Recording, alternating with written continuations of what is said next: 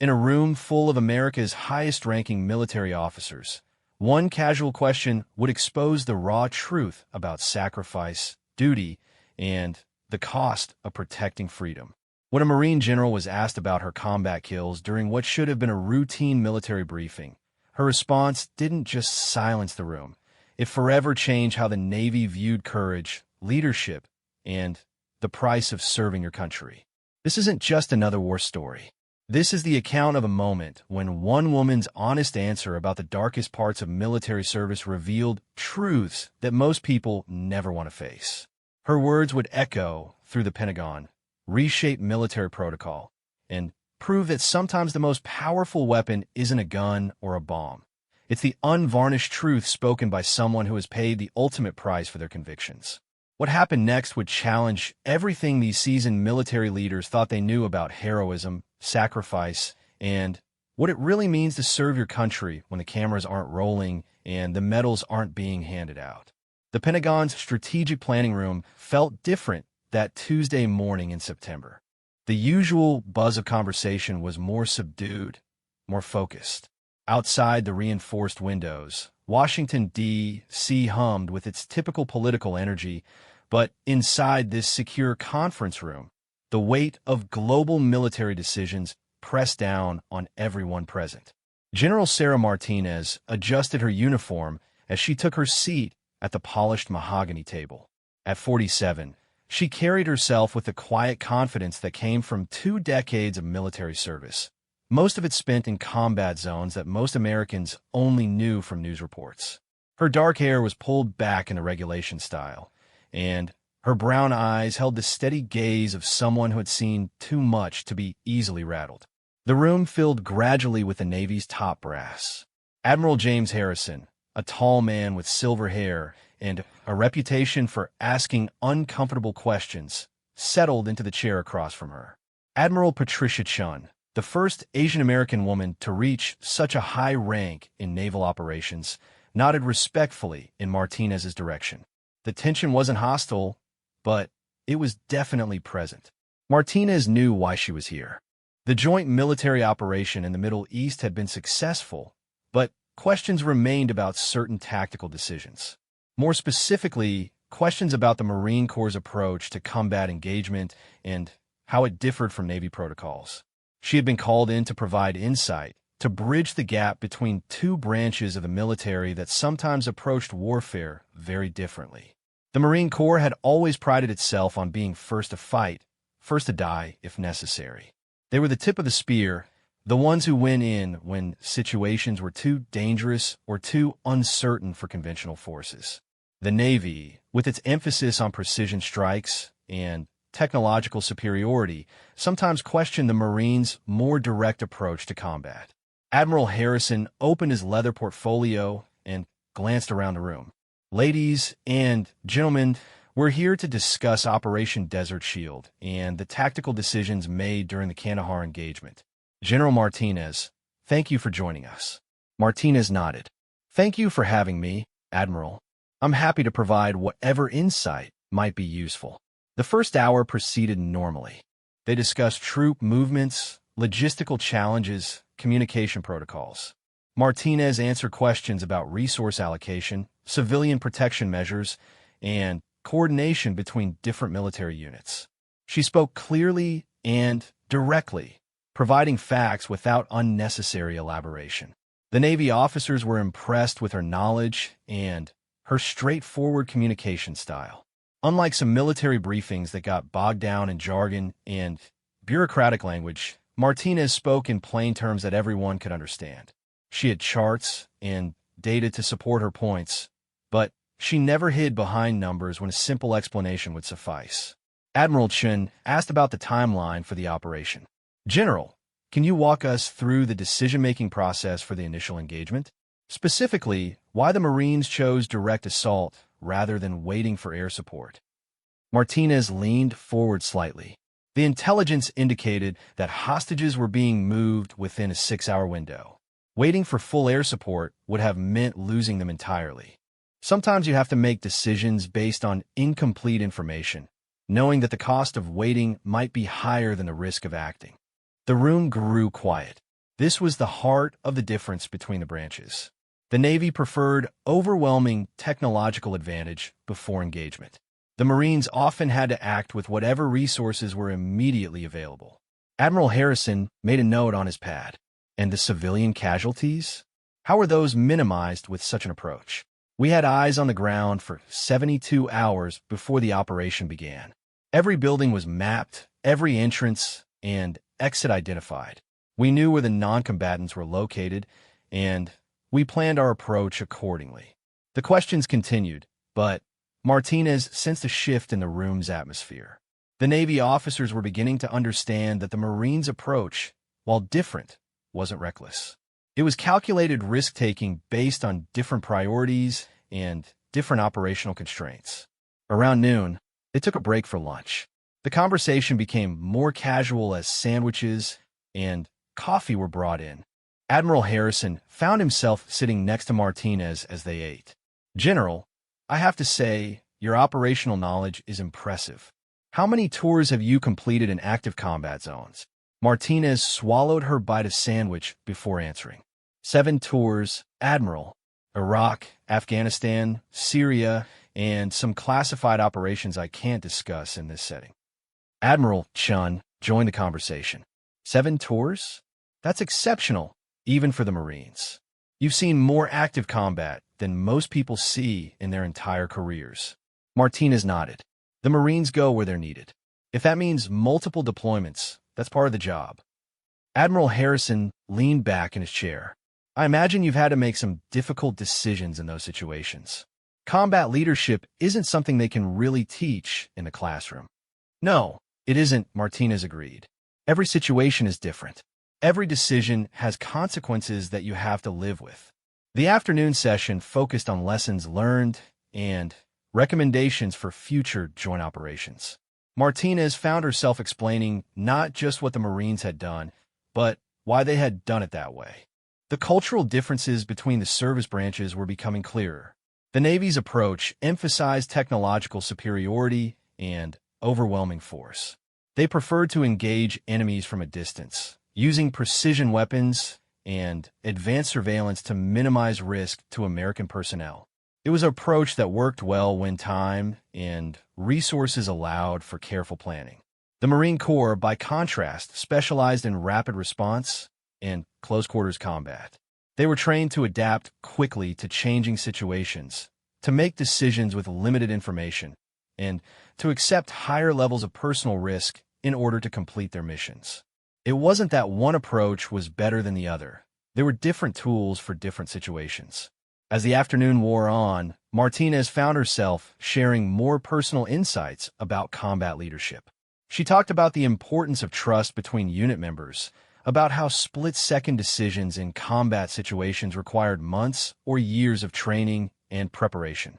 Admiral Harrison was particularly interested in her thoughts about combat stress and decision-making under pressure. General, how do you prepare junior officers for the psychological aspects of combat leadership? The academic training can only go so far. Martinez considered her answer carefully. You have to be honest with them about what they're going to face. Not everyone is cut out for combat leadership, and it's better to identify that during training rather than in the field.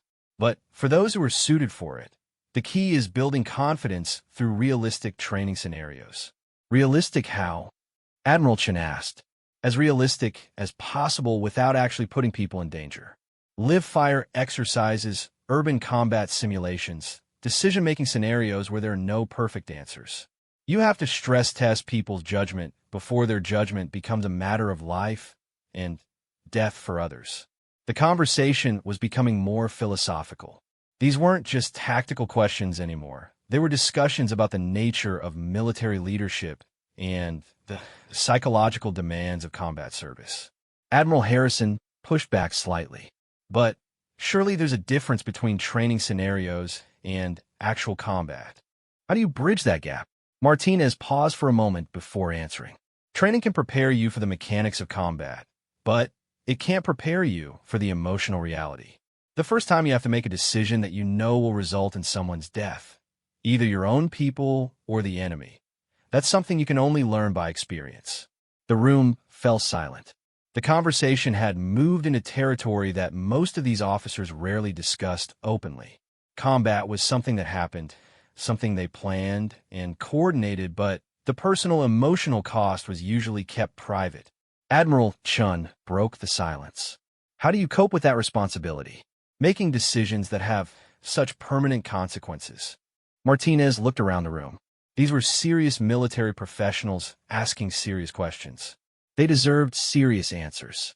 You focus on the mission and the people under your command. You make the best decision you can with the information available, and you accept the consequences. Self-doubt and second-guessing can get more people killed than the original decision. Admiral Harrison nodded slowly. That's a heavy burden for anyone to carry. It is, Martinez agreed. But it's also a privilege. Most people never get the chance to serve their country in such a direct way. Most people never get to be part of something larger than themselves in such a meaningful way. The conversation continued for another hour, but the tone had shifted completely.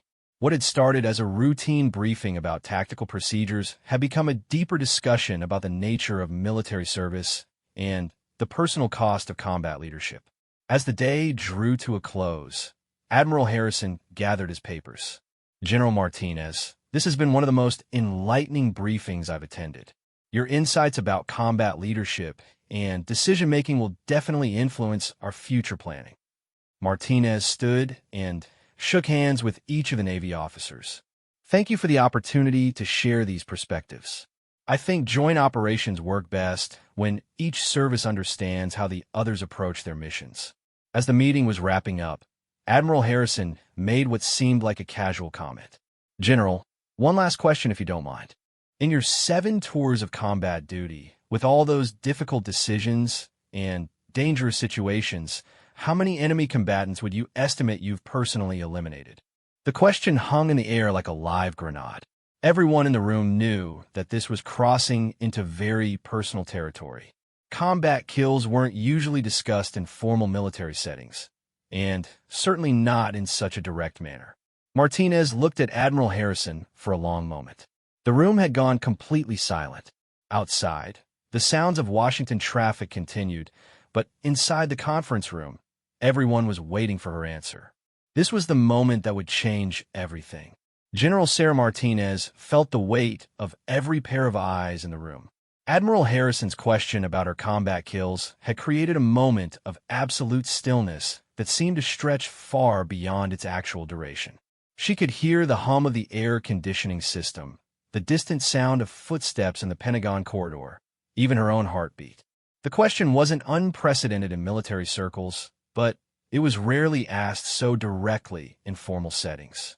Combat statistics were usually discussed in abstract terms: unit effectiveness, mission success rates, tactical outcomes. Personal kill counts belonged to late-night conversations between soldiers, not official briefings with senior naval officers. Martinez understood why Harrison had asked. The Navy operated with different rules of engagement than the Marines. Naval combat typically involved ship-to-ship missiles, submarine warfare, or airstrikes launched from aircraft carriers. It was warfare conducted at a distance, with technology serving as a buffer between the person making the decision and the person dying from it. Marine combat was different. Marines were infantry. They fought building to building, room to room, face to face. When a Marine killed an enemy combatant, there was no technological buffer, no distance to soften the reality of what had just happened. Martinez looked around the table at the assembled Navy officers. Admiral Chun was leaning forward slightly, clearly interested in the answer, but trying to appear casual about it. Admiral Harrison maintained steady eye contact, waiting for her response. The other officers in the room had stopped pretending to review their notes and were openly watching this exchange. She realized that her answer would shape how these Navy leaders understood Marine Corps operations going forward.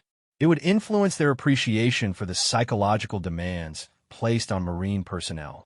More importantly, it would determine whether this briefing ended as a routine exchange of tactical information or became something more significant. Martinez had always been committed to honesty in her military service. She had never sugar-coated reports, never minimized the realities of combat when briefing superior officers, never pretended that warfare was cleaner or easier than it actually was. She wasn't going to start now. Admiral Harrison, she began, her voice steady and clear. I appreciate the question because it gets to the heart of what separates different types of military service. But before I answer, I want to make sure everyone understands what we're really talking about. She stood up from her chair and moved to the whiteboard at the front of the room. Without asking permission, she picked up a marker and began writing. When we talk about kills in military context, we need to be precise about what that means. Are we talking about confirmed enemy combatants eliminated during direct engagement? Are we including casualties from indirect fire that I called in? Are we counting leadership decisions that resulted in enemy deaths, even when I wasn't personally pulling the trigger? She turned back to face the room. Because if we're going to have this conversation, we need to be honest about the complexity of combat leadership and the different types of responsibility that come with it. Admiral Harrison nodded slowly. I think we're all interested in the complete picture, General. Martinez returned to her seat, but remained standing. In my 7 tours of combat duty, I have personally engaged and eliminated 19 enemy combatants in direct combat situations. That means I was within visual range. I identified the target as an active threat to American or Allied personnel, and I used my personal weapon to neutralize that threat. The room remained silent. 19 was a significant number, especially for an officer who had spent much of her career in leadership positions rather than frontline combat roles. However, Martinez continued, that number doesn't tell the real story. As a squad leader, platoon leader, and company commander, I made tactical decisions that resulted in the deaths of approximately 240 enemy combatants. I called in air strikes, directed artillery fire, and ordered engagements that eliminated hostile forces. She paused to let that information settle in. And as a battalion commander and regional operations coordinator, the decisions I made contributed to the elimination of an estimated 800 to 1,200 enemy combatants, though exact numbers are impossible to determine because of the complexity of joint operations. Admiral Chun was taking notes now, but her expression showed that she was struggling to process the implications of what Martinez was sharing. But even those numbers don't capture the full picture, Martinez went on, because we haven't talked about the decisions that saved lives. The operations that were called off because intelligence indicated too high a risk of civilian casualties.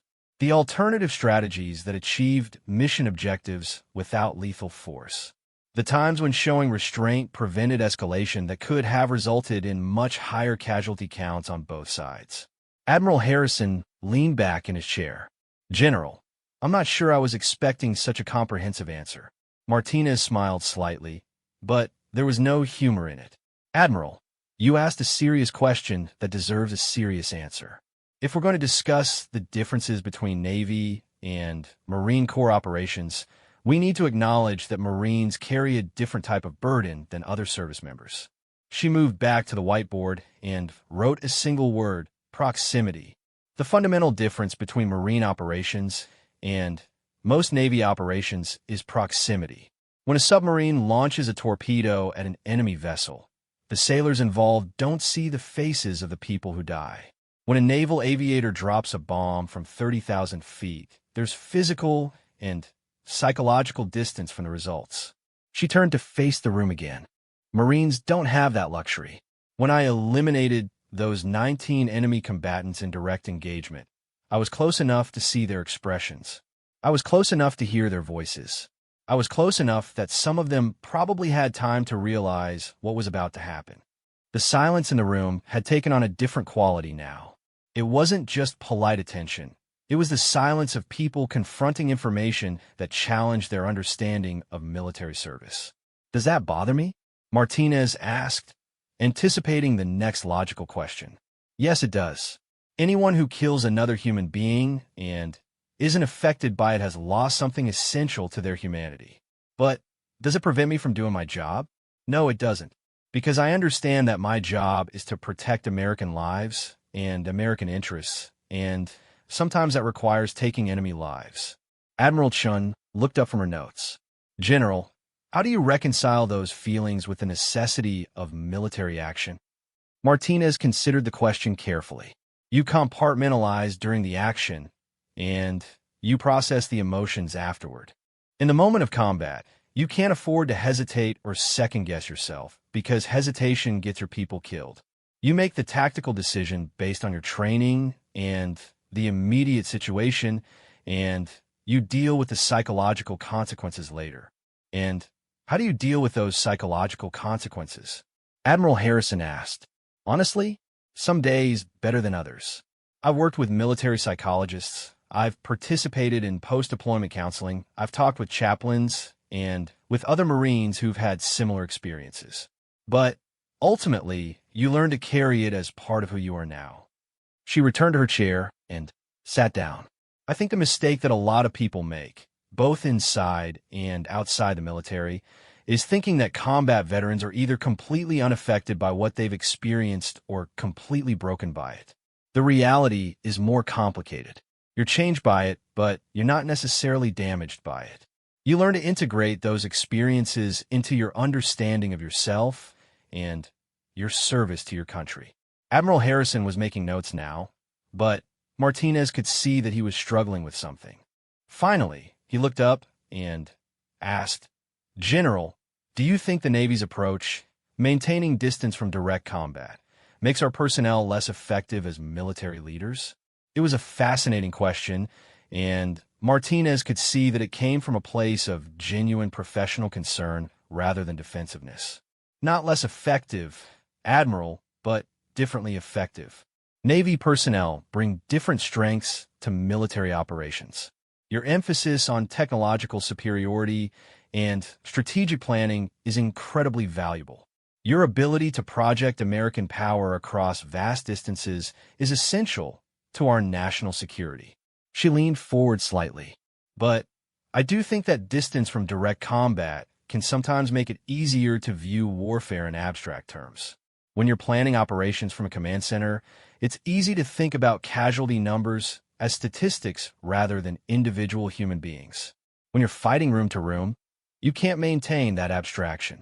Admiral Chun interjected. Are you suggesting that Marines are more ethical in their approach to warfare? Martinez shook her head quickly. Not at all. I'm suggesting that different types of military service create different types of moral clarity. The submarine commander who sinks an enemy vessel is making an ethical decision based on strategic considerations.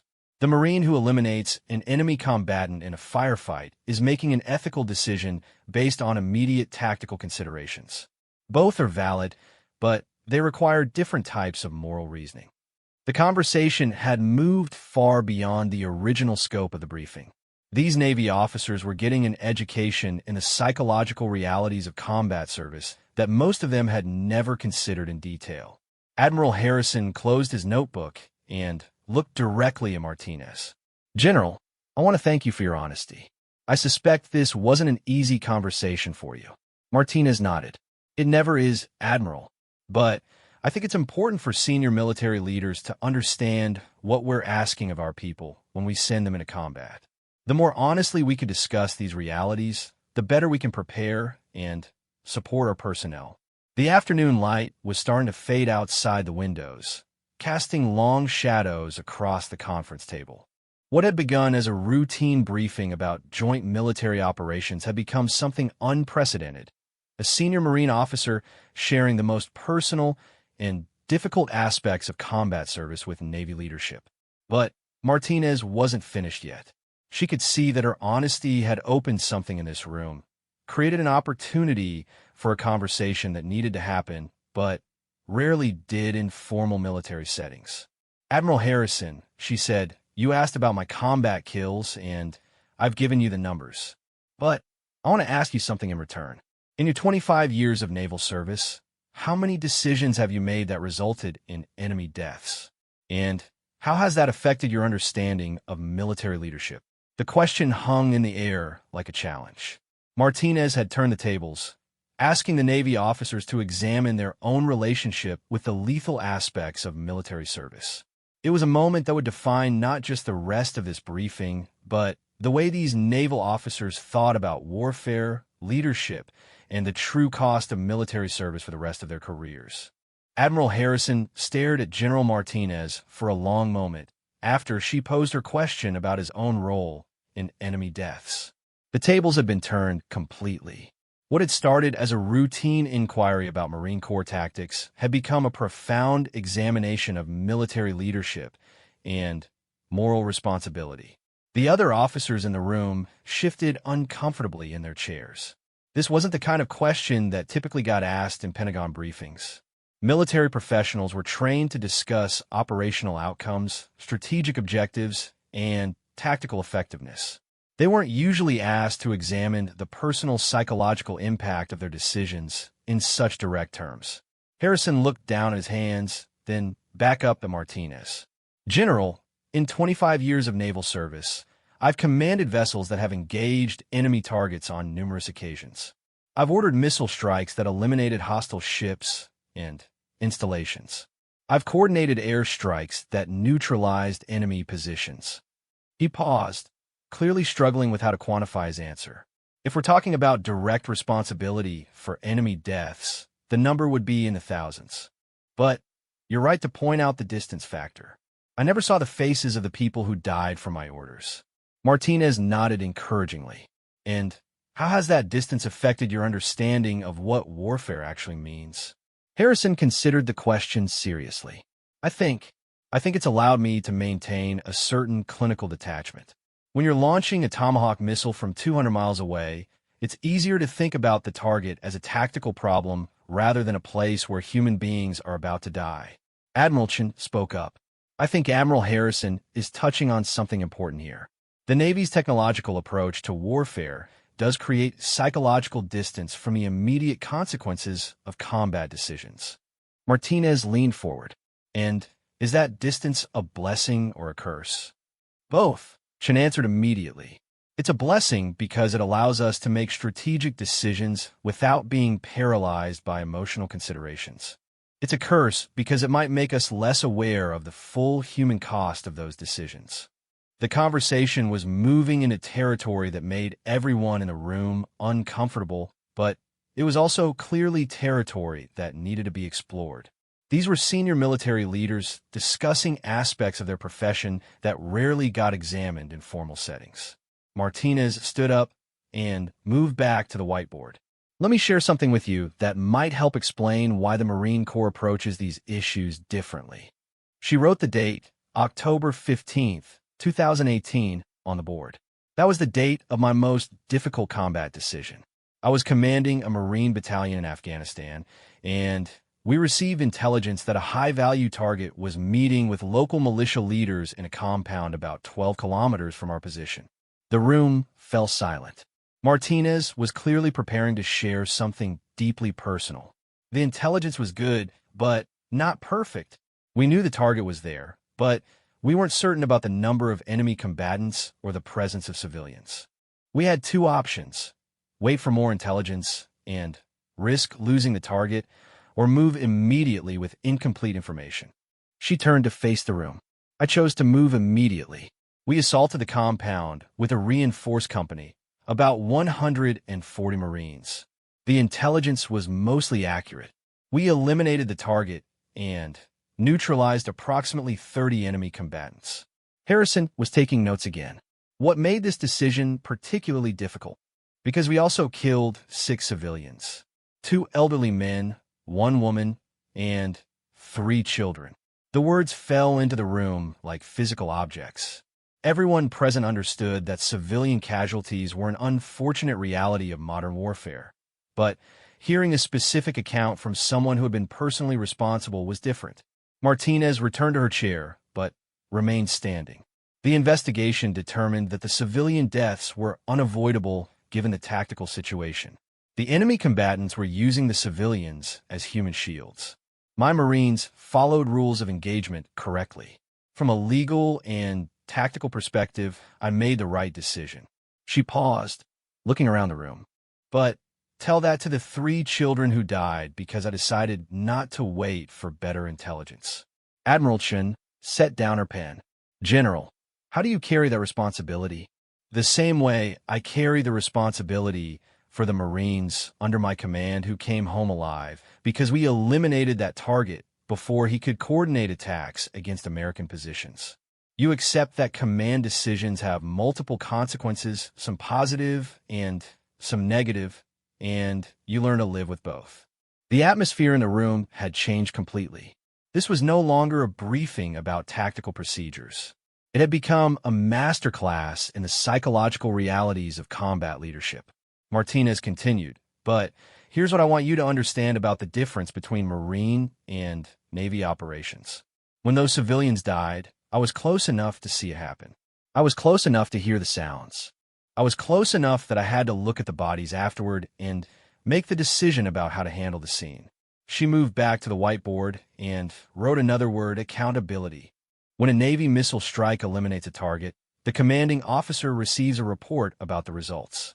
When a Marine operation eliminates a target, the commanding officer sees the results firsthand. That creates a different type of accountability and a different type of psychological burden. Admiral Harrison looked up from his notes.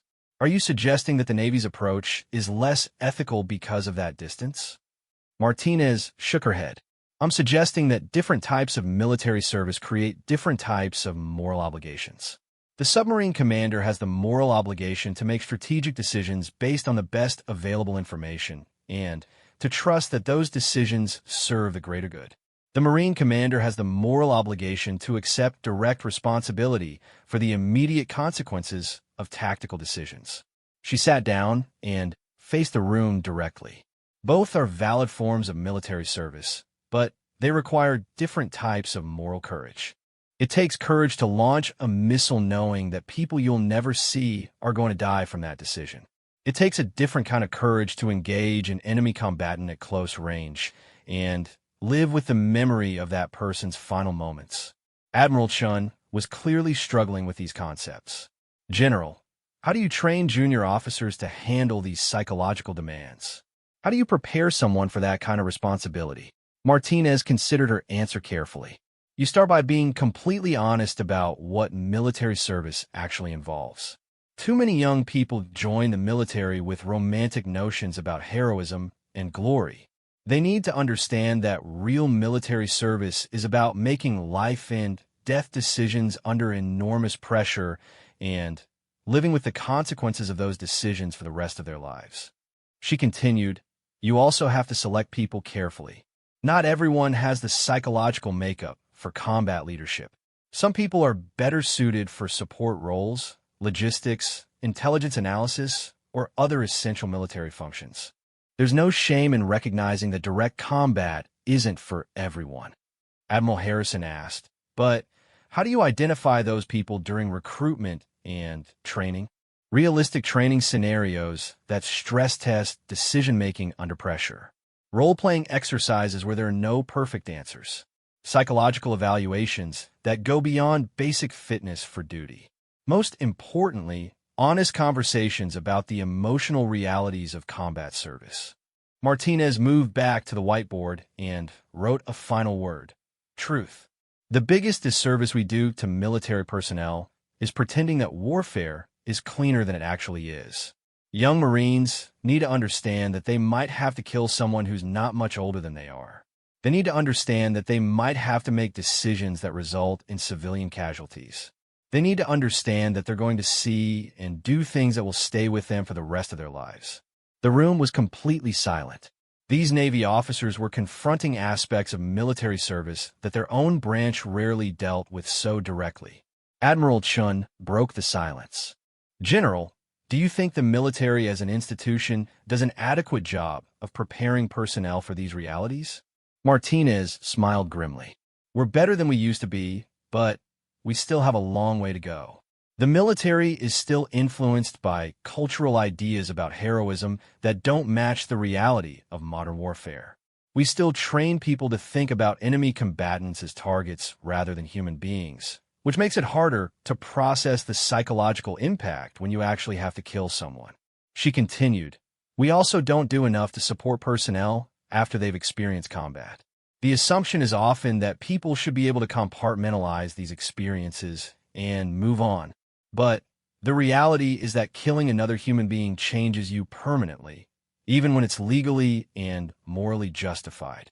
Admiral Harrison looked around the room at his fellow officers.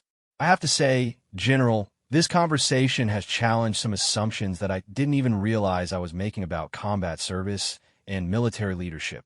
Martinez nodded. That's exactly what needs to happen. If we're going to send people into combat, we have the moral obligation to understand what we're asking of them and to provide appropriate support before, during, and after their service. The late afternoon light was casting long shadows across the conference table. What had begun as a routine briefing about joint military operations had become an unprecedented examination of the psychological and moral demands of military service. But Martinez could see that she had created an opening for an even more important conversation. These Navy officers were beginning to understand that their distance from direct combat didn't insulate them from moral responsibility. It just created different types of moral obligations. Admiral Harrison, she said, you asked earlier about my combat kills, and we've talked about the psychological impact of direct engagement. But I want to ask you something else. In your command positions, how many American personnel have died under your command? And how has that affected your approach to military leadership? It was another direct, personal question that rarely got asked in formal military settings. Martinez was systematically challenging these Navy officers to examine the most difficult aspects of their profession. Admiral Harrison looked uncomfortable, but he didn't deflect the question. General, I've lost 37 sailors under my command over the course of my career. Ship accidents, combat casualties, and other operational deaths. And how has that loss affected your decision-making process? Harrison considered his answer carefully. It's made me more cautious about risk assessment, more careful about the human cost of operational decisions, more aware that every order I give potentially puts someone's life in danger. Martinez nodded. That's exactly the kind of moral awareness that effective military leadership requires. The difference between the branches isn't that some are more ethical than others. It's that different types of service create different types of moral clarity about the human cost of military operations. The conversation was about to take another crucial turn, one that would challenge everything these Navy officers thought they knew about courage, sacrifice, and the true meaning of military service. The Pentagon conference room had taken on an almost sacred quality as the afternoon wore on. What had started as a routine military briefing had transformed into something unprecedented, a group of senior military officers engaging in the kind of honest examination of their profession that rarely happened in formal settings. General Martinez could see that her direct approach to discussing combat and leadership had opened something in these Navy officers. They were no longer thinking about her as simply a Marine providing tactical information. They were beginning to understand her as a fellow military professional who had wrestled with the deepest moral and psychological challenges of their shared profession. Admiral Harrison broke the contemplative silence. General Martinez, I want to return to something you mentioned earlier. You talked about the compartmentalization required during combat and processing emotions afterward. Can you elaborate on what that processing actually looks like? Martinez appreciated the question because it showed that Harrison was beginning to understand the complexity of combat service beyond the tactical level. Admiral, the processing never really ends. It becomes part of how you understand yourself and your place in the world.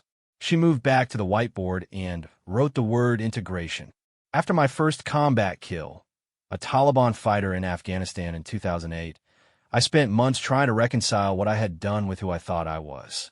I had been raised Catholic, taught that taking a human life was fundamentally wrong. But I had also been trained as a Marine, taught that protecting American lives and interests might require taking enemy lives. The room remained silent as Martinez continued. The military chaplain I spoke with helped me understand that moral complexity doesn't mean moral failure. It's possible to regret the necessity of taking a life while simultaneously accepting that it was the right tactical decision. It's possible to mourn the loss of human potential while maintaining confidence in your professional judgment. Admiral Chun looked up from her notes. How do you maintain that balance over multiple combat deployments? How do you avoid becoming either callous or paralyzed? Martinez returned to her chair. You focus on the people you're protecting rather than the people you're fighting. Every enemy combatant I eliminated was someone who was actively threatening American personnel or civilian populations. The moral justification for my actions comes from that protective responsibility, not from any personal animosity toward the enemy. She continued, you also have to maintain perspective about your role in larger events. I didn't create the conflicts I fought in.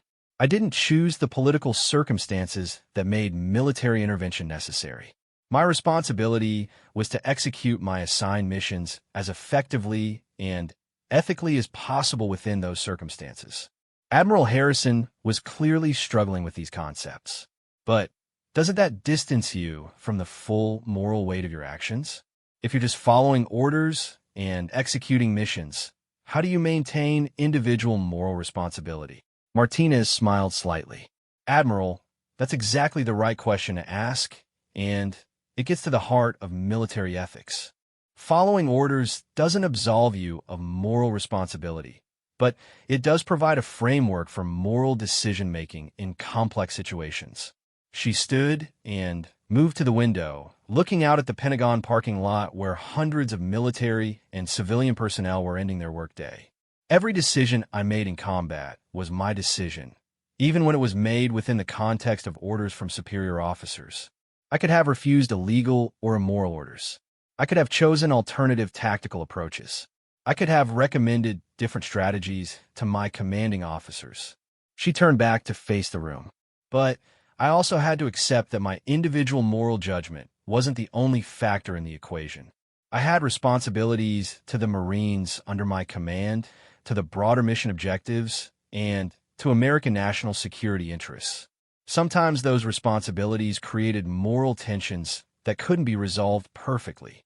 Admiral Chen set down her pen and leaned back in her chair. General, can you give us an example of a situation where those moral tensions were particularly difficult to navigate? Martinez returned to her chair and considered the question carefully. She was clearly preparing to share something deeply personal again. March 2017, in Syria. My unit was providing security for a convoy delivering humanitarian aid to a refugee camp. We received intelligence that enemy forces were planning to attack the convoy and steal the aid supplies for themselves. She paused, looking around the room. The intelligence indicated that the attack would come from a group of fighters operating out of a small village, about 15 kilometers from our route.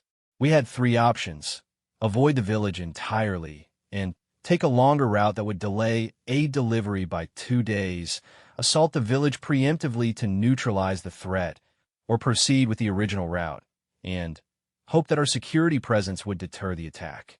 Admiral Harrison leaned forward. What did you choose? I chose the preemptive assault. We eliminated 17 enemy combatants and secured the village. The humanitarian convoy reached the refugee camp on schedule, delivering food and medical supplies to approximately 3,000 displaced persons. Martinez continued, but the assault also resulted in significant damage to civilian infrastructure in the village. Several buildings were destroyed, and the local population was temporarily displaced. From a tactical perspective, the mission was successful. From a humanitarian perspective, the outcome was more complicated. The room was silent as everyone processed the moral complexity of the situation Martinez had described. How did you make that decision? Admiral Chen asked quietly. I weighed the certain humanitarian cost of delaying aid to 3,000 refugees against the possible humanitarian cost of civilian casualties in a village of about 200 people. I also considered the likelihood that the enemy forces would use stolen aid supplies to strengthen their position and potentially harm more civilians in the long term. Martinez looked directly at Chen. It was a decision based on utilitarian calculation. The greatest good for the greatest number, but it was also a decision that I had to live with personally. The families displaced from that village didn't care about my strategic reasoning. They cared that their homes had been destroyed by American forces. Admiral Harrison was making notes again. General, how do you reconcile that kind of moral complexity with the need to maintain operational effectiveness? You accept that perfect moral clarity is rarely available in combat situations. You make the best decision you can with the information available, and you take responsibility for both the intended and unintended consequences of that decision. Martinez stood and moved back to the whiteboard. She wrote the phrase, moral courage. I think this is what people misunderstand about military service. Courage isn't just the willingness to risk your life in combat. Moral courage is the willingness to make decisions that you know will have terrible consequences for some people, because you believe those decisions will prevent even worse consequences for more people. She turned to face the room. Every senior military officer in this room has exercised that kind of moral courage. Admiral Harrison, when you ordered missile strikes that eliminated enemy vessels, you made decisions that resulted in the deaths of enemy sailors who were probably just following orders from their superiors. Admiral Chun, when you coordinated air strikes against enemy installations, you made decisions that destroyed infrastructure that civilian populations depended on. The Navy officers were clearly uncomfortable with this direct examination of their own moral responsibility, but Martinez could see that they were also beginning to understand her point. The difference between us isn't that Marines are more morally courageous than Navy personnel, Martinez continued.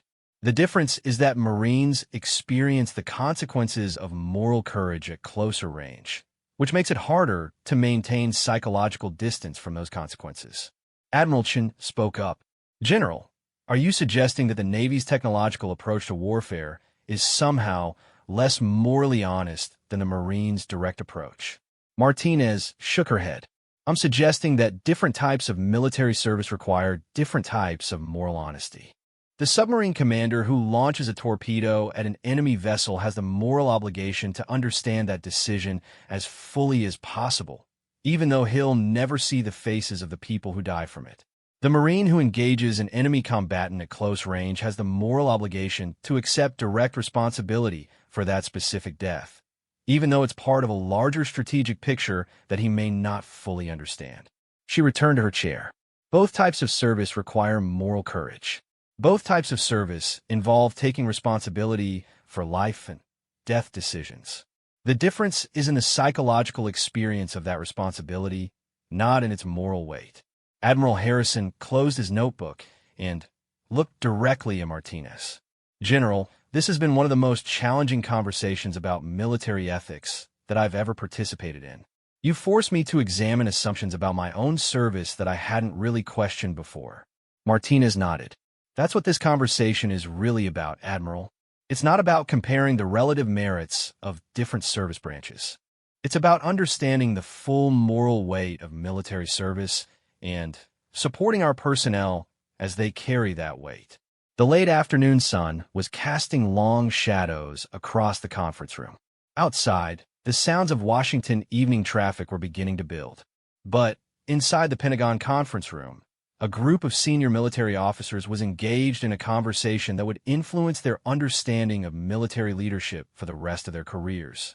Admiral Harrison, Martinez said, "Earlier you asked about my combat kills, and we've talked extensively about the moral complexity of military service. But I want to ask you one final question that I think gets to the heart of why we serve." She paused, looking around the room at each of the Navy officers. In your experience as naval officers, what has convinced you that American military power is a force for good in the world? What has sustained your commitment to military service despite the moral complexity we've been discussing? It was a question that went to the very foundation of their professional lives. Martinez was asking these Navy officers to articulate their deepest beliefs about the purpose and meaning of military service. The answer would determine whether this conversation ended as an academic discussion of military ethics or as something much more personal and profound. Admiral Harrison sat back in his chair, clearly moved by General Martinez's final question about what sustained their commitment to military service despite its moral complexity. The question had struck at the very heart of why any of them had chosen to dedicate their lives to the military profession. The room fell into a contemplative silence that was different from the earlier pauses in their conversation. This wasn't the silence of people processing tactical information or struggling with uncomfortable concepts. This was the silence of people being asked to examine their deepest convictions about the meaning and purpose of their life's work. Admiral Chun was the first to respond. General Martinez, that's a profound question, and I think it deserves a thoughtful answer. She looked down at her hands for a moment before continuing. For me, the justification for American military power comes from what I've seen when that power is absent. She stood and moved to the window, looking out at the Pentagon courtyard.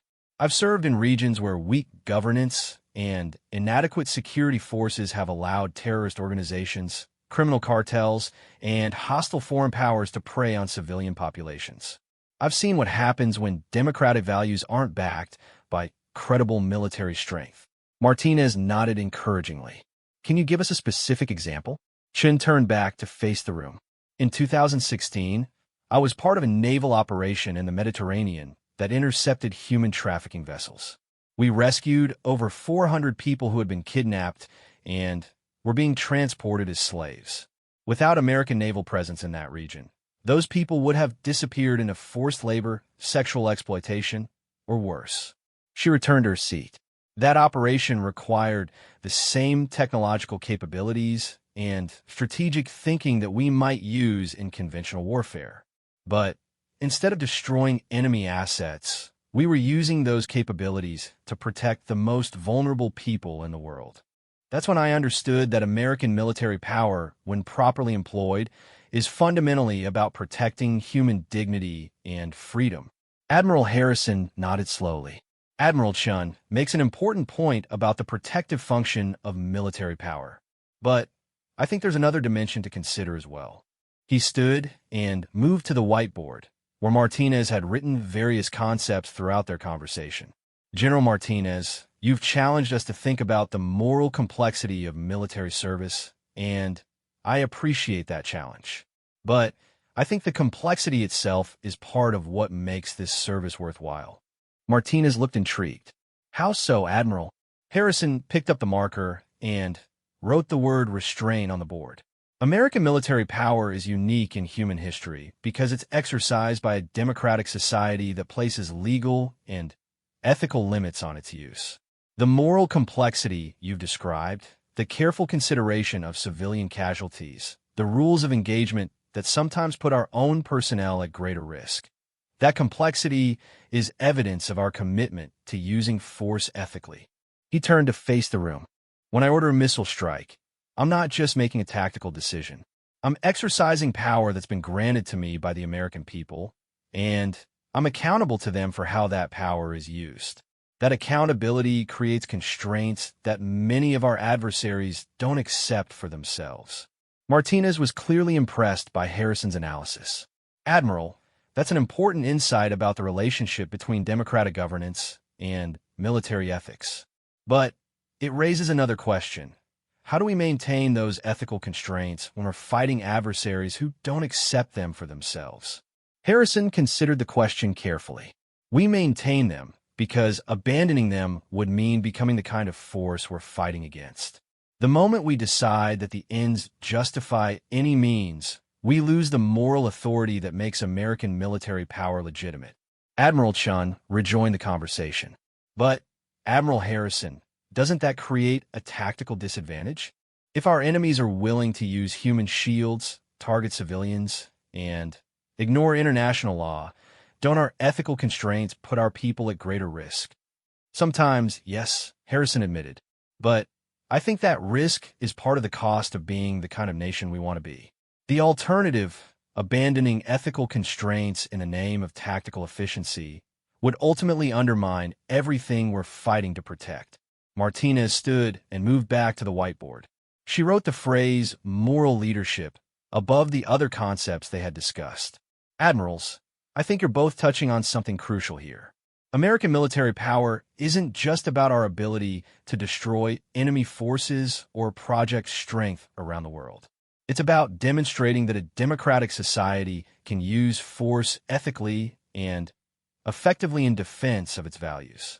She turned to face the room. That's why the psychological burden of combat service is so important to understand and address. We're asking our people to carry the weight of moral complexity because that weight is evidence of our commitment to using power responsibly.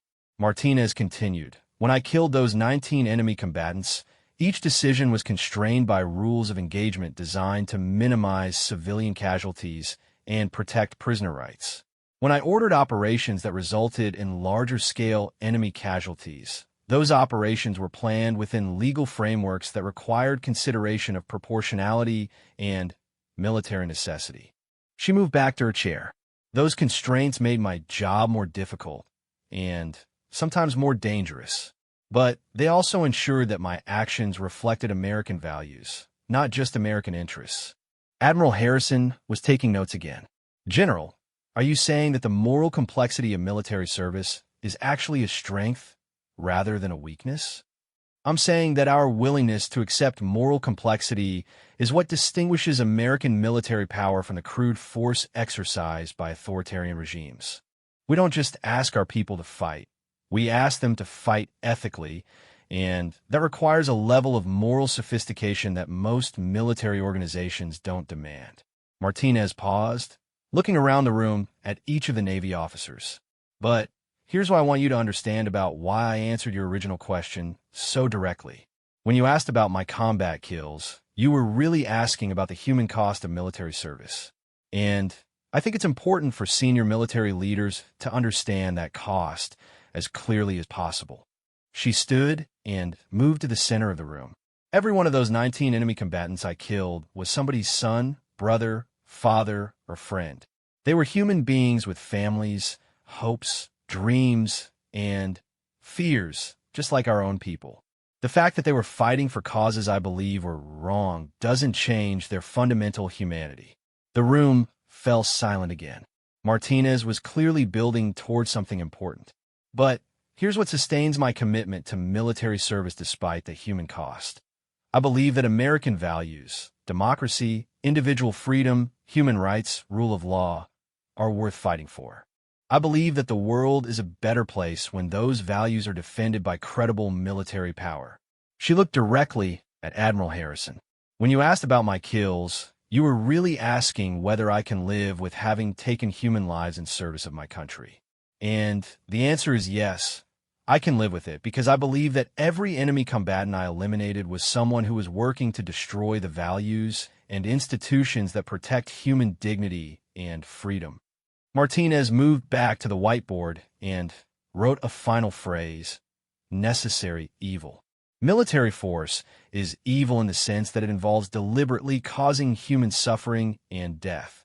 But it's necessary evil when it's used to prevent greater evil, when it protects innocent people from predators, when it defends democratic institutions from authoritarian aggression, when it maintains international stability that allows human civilization to flourish." She turned back to face the room. "The psychological burden of combat service is the price we pay for maintaining moral clarity about the use of force. If killing becomes easy, if we stop feeling the weight of taking human lives, then we've lost something essential to our humanity and our effectiveness as military leaders." Admiral Chun was clearly moved by Martinez's words. "General, do you think the military does an adequate job of helping personnel maintain that moral clarity while carrying the psychological burden of combat?" Martinez shook her head. "Not yet, but we're getting better.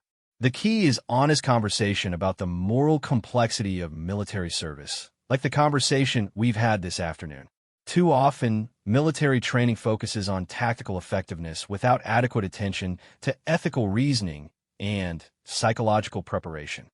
She continued, "We need to train our people to think clearly about when force is justified and how it should be employed. We need to provide better support for personnel dealing with the psychological aftermath of combat. And we need leaders who are willing to discuss these issues openly rather than pretending that warfare is simpler than it actually is." Admiral Harrison closed his notebook and stood. "General Martinez, this has been an extraordinary conversation. You've challenged our thinking about combat, leadership, and the moral dimensions of military service in ways that will influence our approach to these issues for years to come." Martinez nodded. "Admiral, I appreciate the opportunity to share these perspectives. I think joint operations work best when different service branches understand not just each other's tactics and capabilities, but also each other's approach to the ethical challenges of military service. The late afternoon sun was setting outside the Pentagon windows, casting long shadows across the conference room. What had begun as a routine briefing about tactical procedures had become a profound examination of the moral foundations of American military power. Admiral Chun gathered her papers and stood. "General, your honesty about the human cost of combat service has given us a new appreciation for what we ask of our people when we send them into harm's way. That understanding will definitely influence our future planning and personnel policies." Martinez smiled. "That's all I can ask for, Admiral. If this conversation helps even one junior officer receive better preparation or support for the challenges of combat leadership, then it's been worthwhile." As the Navy officers prepared to leave, Admiral Harrison turned back to Martinez. "General, one final question. After everything we've discussed today, the moral complexity, the psychological burden, the human cost of military service, would you make the same choice to join the Marines if you had to do it over again?" Martinez looked out the window at the Pentagon parking lot, where hundreds of military and civilian personnel were ending their workday and heading home to their families. She thought about the 19 enemy combatants she had killed, the civilian casualties that had resulted from her decisions, the Marines under her command who had come home alive because of her leadership. "Admiral," she said finally, "I would make exactly the same choice. Because despite all the complexity and difficulty we've discussed, I can't think of any more meaningful way to spend a life than in service to the values and institutions that protect human freedom and dignity." She turned back to face the room. "That's what makes the burden bearable. That's what justifies the moral complexity. That's what sustains military professionals through the darkest moments of combat service." The room fell silent one final time. Outside, the sun continued to set over Washington, D.C., but inside the Pentagon conference room, a group of senior military officers had gained a new understanding of the true meaning of service, sacrifice, and the moral courage required to defend freedom in an imperfect world. As Admiral Harrison left the conference room that evening, he knew that General Martinez's words would stay with him for the rest of his career. He also knew that the Navy's approach to personnel training, combat planning, and post-deployment support would be different because of this conversation.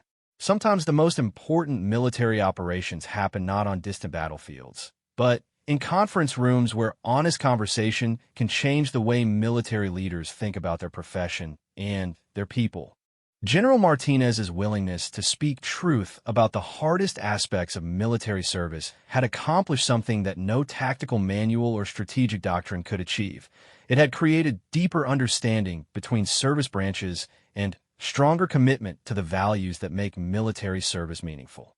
The question about her combat kills had been answered, but the conversation it sparked would continue to influence American military leadership for years to come.